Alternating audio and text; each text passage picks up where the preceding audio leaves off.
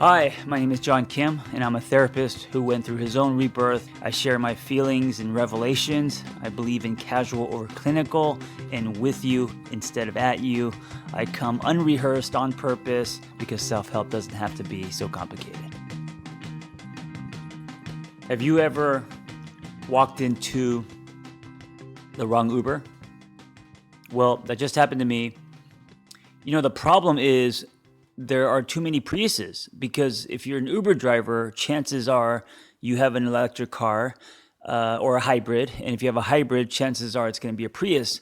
So there's so many Priuses on the road, and Priuses, they don't make those cars in like really cool, unique, different colors. They're all kind of primary colors. So the chances of you calling an Uber and just jumping into a black Prius is, and then that black Prius not being your Uber is very high. So that happened to me today. Speaking of Ubers, I'm going to tell you a little story about another Uber ride. Why am I even, okay, wait, sorry. Sorry.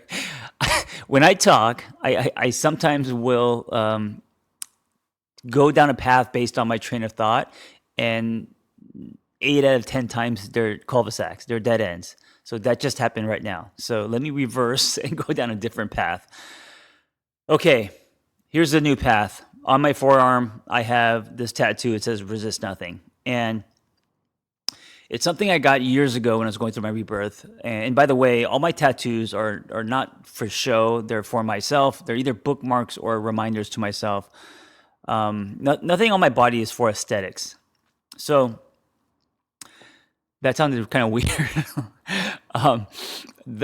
So resist nothing comes from this idea that in our resistance is our stunted growth, right? In our resistance, what we are resisting is, wait, did I say that right?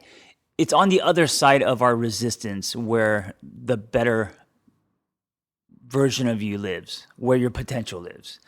And if we always listen to our resistance, and if we are resisting everything, then we are living in the past. Then we are creating a ceiling. Then we are not growing and evolving, right? So that's what I mean by resist nothing. Now, of course, I don't mean it literally in the sense that you should not resist anything. Like, you know, if you feel like doing crime or if you feel like punching someone in the face, to not resist that. That's not what I mean. I'm talking about the resistance that comes up, which is usually our reaction and which is tied to trauma and old patterns and all of that stuff. I'm talking about that resistance, right? I'm talking about the resistance that comes up because you're afraid, or because someone's ideas don't match with yours, or because you're trying to control. That kind of resistance. Okay, so what I want to talk to you about today is a question that I ask myself often, and I'll hopefully tie it all together where these pieces make sense. Including the Uber. Okay, so one of the questions I ask myself often that has been a life changer, and I ask clients this as well, is what if you did the complete opposite? Now, the reason why there's a few things that happen when you ask yourself this question. One, you are adding a speed bump, so you basically slow things down. So instead of reacting, instead of you living life by your knee jerk, and whether it's in thought or behavior, or how you treat someone, or words, what comes out of your mouth, most of us feel something, whether it's anger, frustration, whatever it is, and then we're instantly reacting off of that feeling. So by asking yourself, what if you did the complete opposite? Now you're slowing the process down. And then as you start to slow that process down, you can then choose a different path. And I think in this space, you could break the pattern, as Joe Dispenza says, to break the pattern of being yourself, you know? And I mean, more accurately, being your old self, right? And so what I mean by what if you did the opposite means not only in behavior and thought, but also in energy and intention. We'll be right back after this brief message. I don't know about you, but my gut is all kinds of fucked up and I am bloated all the time. Did you know that your gut bugs can control your energy production and even body shape? When you cut out sugars to lose fat, your gut bugs, I know that sounds kind of gross, lie dormant and wait. Plus, they also shoot out eggs. When the sugar comes back, they wake up all the eggs and then the eggs hatch. And this is why we get rebound weight gain and bloated so easily after losing weight. ATP Science created a new product called Gut Right. And I want you guys to check this out. Here's what Gut Right does. It stops the overgrowth of normal bugs that immune burden and toxicity systematically. Gut Right replaces the missing modbiotics in our diet, just like multivitamins can replace the missing vitamin. So get your gut right today. Visit atpscience.com/get gut right and get 20% off your first order. Plus, you get free shipping when you use the coupon code AngryTherapist. Go to atpscience.com/get gut right, and you get 20% off your first order if you use the coupon code, all caps, AngryTherapist, and get your gut straight as I am doing. And so I'm going to go back to that Uber story and give you a real life example that's just really simple. It just happened to me like an hour ago.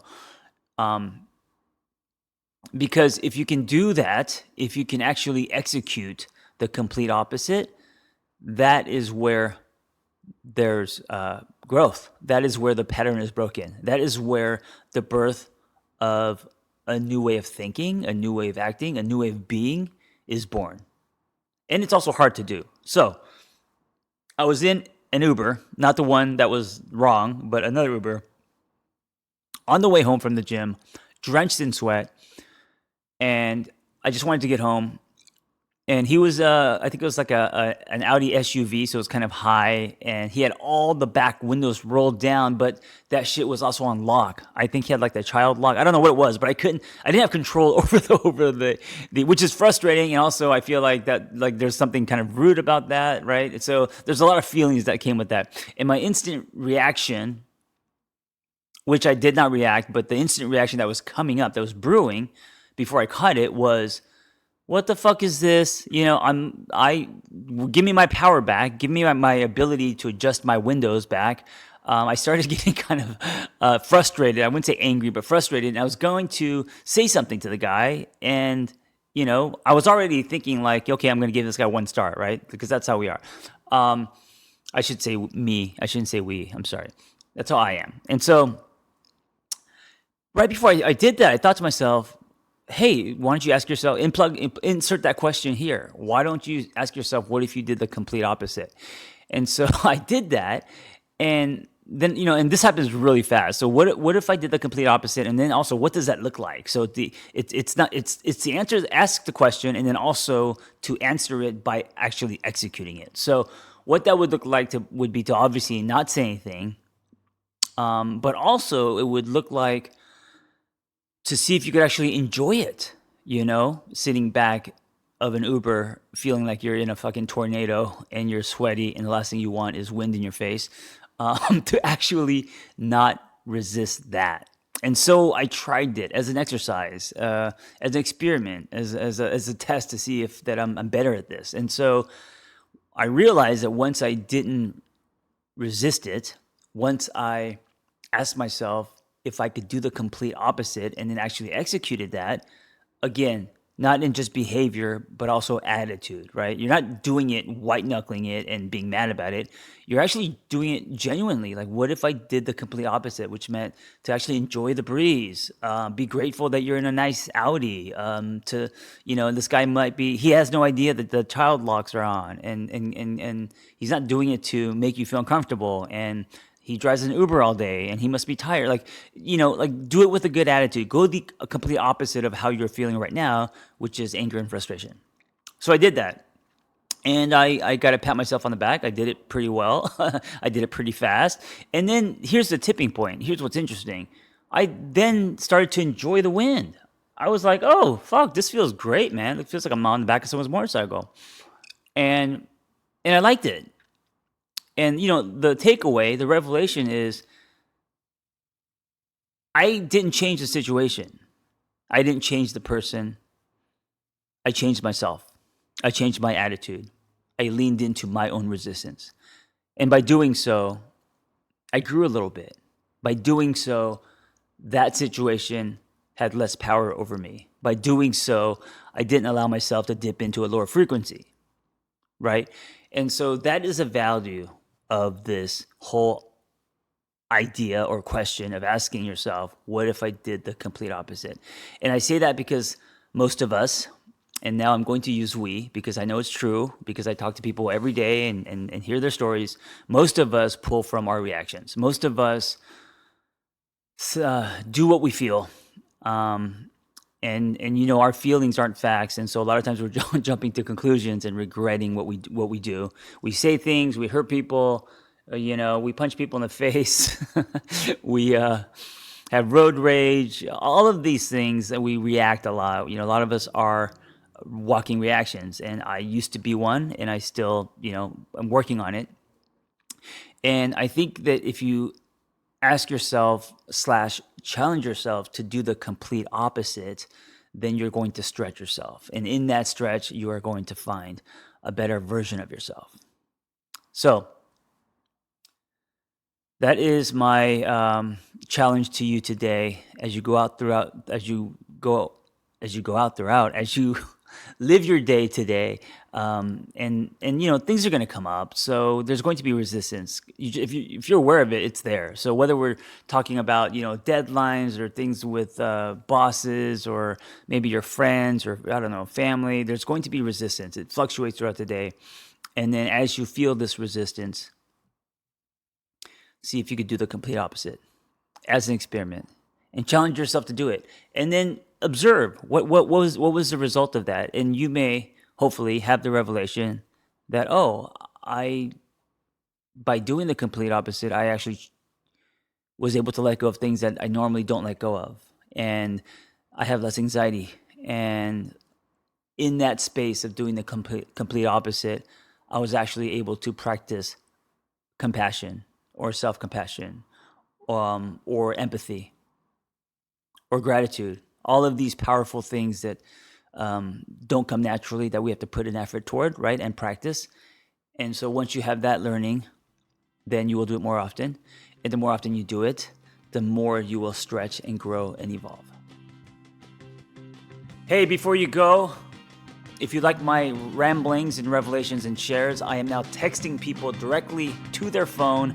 Just go to my website, theangrytherapist.com. If you want to subscribe, I'll be doing weekly text, 5 days a week, reminders, and also mindsets and exercises and challenges. And every week there will be a different theme, a different topic. So I hope to see you in your phone. And also, if you enjoy this conversation, I hope you help me spread the dialogue and help other people by sharing it. You never know what people need to hear. So if it's helped you, I hope you can help me help others. Thank you.